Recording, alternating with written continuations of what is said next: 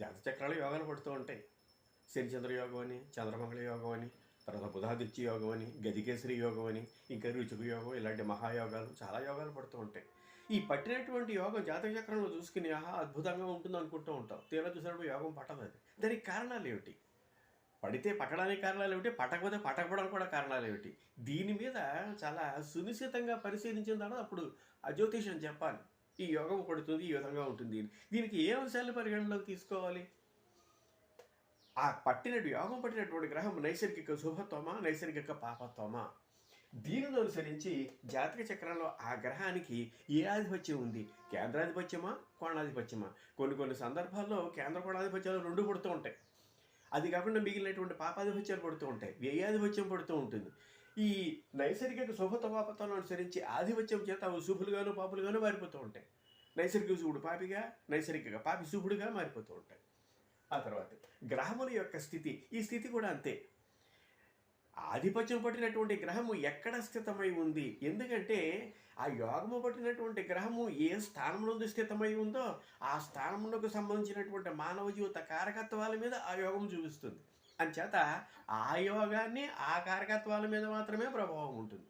అంచేత స్థితిని అనుసరించి కూడా శుభతో పాపత్వాల గ్రహానికి సంబంధించి మారుతూ ఉంటాయి.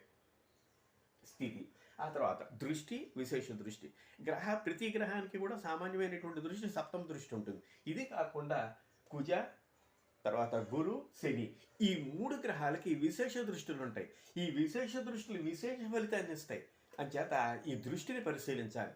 యోగకార గ్రహం మీద ఏ గ్రహం యొక్క దృష్టి పడింది? తర్వాత ఇతర గ్రహ యుతి.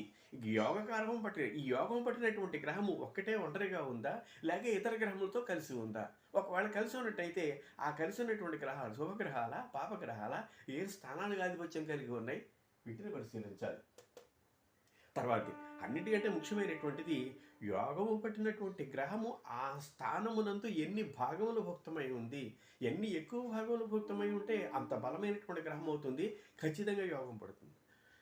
తక్కువ భాగములు భుక్తమైనటువంటి బలహీనమైనటువంటి గ్రహము యోగము పట్టినా యోగ ఫలితాన్ని ఇవ్వదు. అంచేత దీన్ని గమనించాలి.